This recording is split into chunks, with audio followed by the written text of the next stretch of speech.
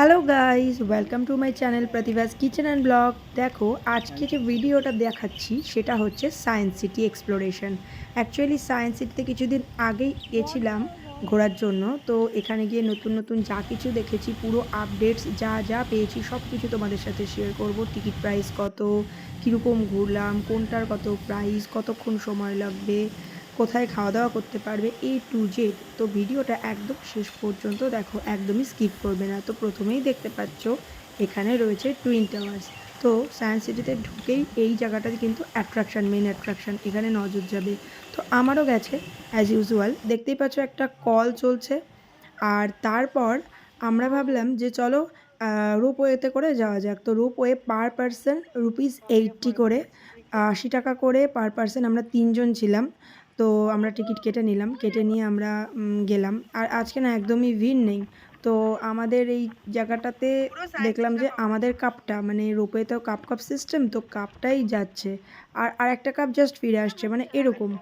খুব বেশি ভিড়-টির নেই, আজকে একদমই ফাঁকা। তো খুব আনন্দ করছি, ভীষণ ভালো লাগছে, তার কারণ ওপর থেকে পুরো ভিউটা দারুণ একটা ভিউ পাওয়া যায়, অসাম ভিউ। চারিদিকটা দারুণ লাগছে, সবুজে সবুজ। এদিকে পুরো সায়েন্স সিটিটা দেখা যাচ্ছে। আর এই যে জিগজ্যাগ মডেলগুলো, এগুলো ভীষণ সুন্দর লাগছে ওপর থেকে দেখতে, তোমরা দেখতেই পাচ্ছ। আর পুরো শহরটাকে কিন্তু এক্সপ্লোর করা যায় ভীষণ ভালোভাবে, খুব এনজয়েবল। তো আমরা রোপওয়েতে চড়ে এইমাত্র নামলাম রোপওয়ে থেকে। আর এবার যাচ্ছি সায়েন্স এক্সপ্লোরেশন হল। অ্যাকচুয়ালি এটা ছিল আগে ওই বিল্ডিংয়ে হতো, বাট এখন আর ওই বিল্ডিংয়ে হয় না, এই বিল্ডিংয়ে হয়। তো এখানে আমরা ড্রাগন দেখব, প্রচুর ডাইনোসর।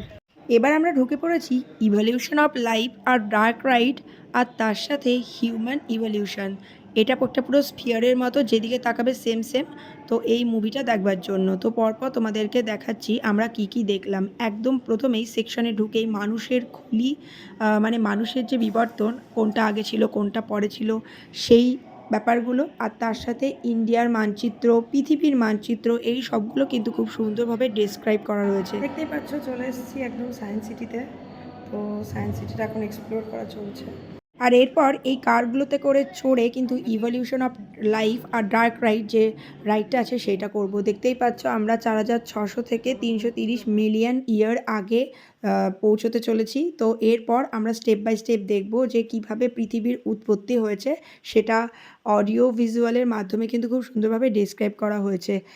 কিভাবে হলো, মানে পৃথিবীর সৃষ্টির সময় একটা উত্তপ্ত গোলা ছিল, তারপর সেখান থেকে ধীরে ধীরে ঠান্ডা হয়ে মলিকিউলসগুলো কিভাবে এলো, অক্সিজেন, হাইড্রোজেন, কার্বন কিভাবে এলো, স্টেপ বাই স্টেপ। তারপর প্রাণের উৎপত্তি পৃথিবীতে কিভাবে হলো, মানে লাইফ সায়েন্সের পার্টস খুব সুন্দরভাবে ডেসক্রাইব করা হয়েছে। তারপর কিভাবে উদ্ভিদের সৃষ্টি হলো, ছোট্ট ছোট্ট প্রাণীর সৃষ্টি হলো, ক্রিয়েচার্সগুলো কিভাবে এলো, ব্যাকটেরিয়া, ভাইরাস, এইগুলো কিভাবে এলো। তারপর জলচর প্রাণীর উৎপত্তি তারপর হয়েছিল। তারপর সেখান থেকে হলো ডাইনোসরের উৎপত্তি, কোন ডাইনোসরগুলো প্রথমে এসছে, তাদের পরে কোন ডাইনোসর এসছে, মানে আগে মাংসাশী ছিল নাকি শাকাহারীগুলো ছিল, কোন কোন ডাইনোসর কিভাবে ছিল, ডাইমেট্রোডন, ডাইমেট্রোডন কীরকম ছিল, সে দেখতে কেমন ছিল, সে কি কি খেত, তার ব্যাপারে ডিটেলস, তার সাইজ কত ছিল, তারা সংখ্যায় কীরকম ছিল, অন্যান্য ডাইনোসরদের কালার কী ছিল, তাদের ফিচার্স, তাদের বডি ল্যাঙ্গুয়েজ, তাদের সাউন্ড, মানে A to Z ভীষণ সুন্দরভাবে ডেসক্রাইব করা হয়েছে। তার সাথে যে শুধু ডাইনোসর সেটাই না, গন্ডার, পুরনো দিনের হাতি, প্রত্যেকটা জিনিস কিন্তু ভীষণ নিখুঁতভাবে স্টেপ বাই স্টেপ, মানে কে আগে এসছে, কে পরে এসছে, কার কী ফিচার্স, A to Z ভীষণ সুন্দরভাবে কিন্তু ডেসক্রাইব করা হয়েছে। আর একটা বিশেষ বিষয় যেটা, এই সময় কিন্তু একরকম ড্রাগন ছিল যাদের কিন্তু গলা ভীষণ উঁচু ছিল, আর এরা কিন্তু সব থেকে হাইটে বেশি ছিল, আর এরা শাকাহারী ছিল, সেটাও কিন্তু দেখিয়েছে এখানে। আর সেটা সব থেকে বেশি অ্যাট্রাকটিভ লেগেছে আমার। আর তারপর মাংসাশী যে সমস্ত ডাইনোসরগুলো ছিল, সেই মাংসাশী ডাইনোসরগুলো কতটা আয়তনে ছিল, কি ভীষণ ভয়ঙ্কর ছিল, তাদের ফিচার্স কী কী ছিল, মানে তাদের বডি ল্যাঙ্গুয়েজ, তারা কতটা খুঁখার ছিল, কতটা হিংস্র, সেই সব কিছু কিন্তু ভীষণ সুন্দরভাবে ডিসক্রাইব করা হয়েছে।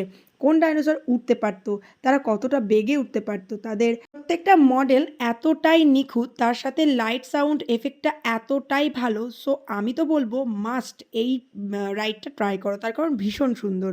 আর এরপর দেখতেই পাচ্ছ এই ড্রাগনটাকে দেখো, এর চোখে লাইট দেওয়া আছে এক্সট্রা, আর এর দাঁতগুলো কি ভয়ঙ্কর, এটা একদম কাছ থেকে দেখার সময় না জাস্ট আত্মা কেঁপে যাচ্ছিল, ভেতর থেকে না একটা গাট ফিলিংস আসছিল যে ভীষণ ভয় ভয় লাগছে। তো এই জায়গাটা দিয়ে আমাদের গাড়িটা এখন চলেছে, আর গাড়িটা গাড়িটার সিস্টেমটা খুব ভালো, যে জায়গাতে যেতে হবে সেই জায়গাতে স্টপ হয়ে যাচ্ছে এবং খুব সুন্দরভাবে সময় দিয়ে স্টেপ করে এত সুন্দর করে দেখায় ব্যাপারটা যে কী বলবো।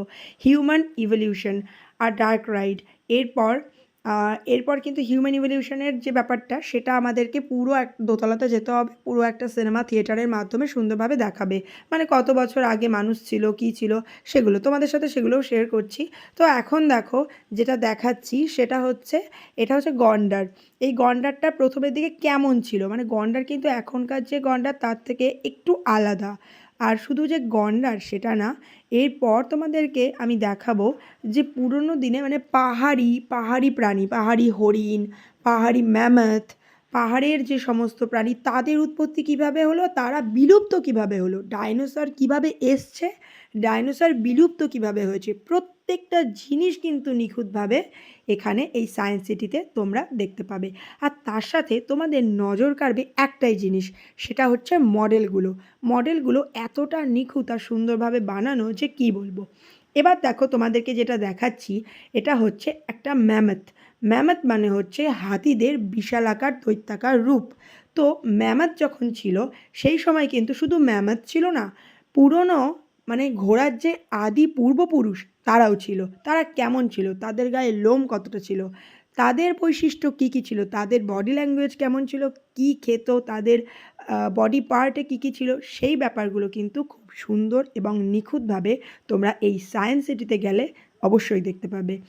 এটা হচ্ছে টিকিট প্রাইস ছিল নর্মালি 50 রুপিস, বাট যদি তোমরা কম্বাইন্ডে নাও মানে ডার্ক ইভলিউশন আর তার সাথে হিউম্যান ইভলিউশন দুটো একসাথে নেওয়া যায় তাহলে ₹90। তবে প্রাইসটা একটুখানি বেশি হয়ে যায় তখনই যখন তোমরা পুরো ওই মুভিটাও দেখবে গ্যালারিতে, কারণ ওটা আবার এক্সট্রা 150 তোমাদের এর সাথে অ্যাড হয়ে যাবে। তো এই সবকটা একসাথে করলে 150 + 90 240, তো এই টোটাল হলটা এক্সপ্লোর হয়ে যাবে 240 দিলে।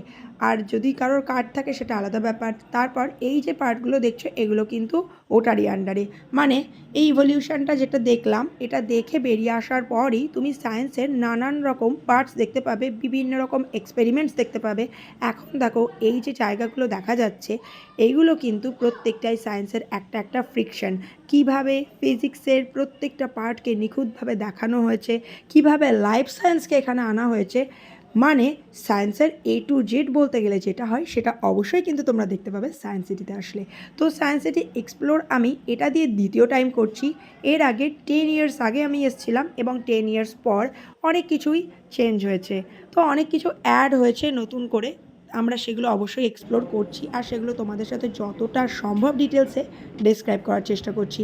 আশা করছি ভিডিওটা দেখলে তোমাদের অনেক ডাউটসই ক্লিয়ার হয়ে যাবে এবং অবশ্যই যদি কোনো কোয়েশ্চেন থাকে সেটা কমেন্ট সেকশনে জানাতে ভুলো না। আমার চ্যানেলে যদি নতুন হয়ে থাকো চ্যানেলটাকে সাবস্ক্রাইব করে নাও আর পাশের বেল আইকনটা প্রেস করে দাও যাতে সুন্দর সুন্দর ভিডিওর নোটিফিকেশানটা সবার আগে তোমার কাছে পৌঁছে যায় এবং আমার চ্যানেল থেকে সেই সুন্দর ভিডিওর টোটাল ডিটেলসটা তোমরা দেখে নিতে পারো।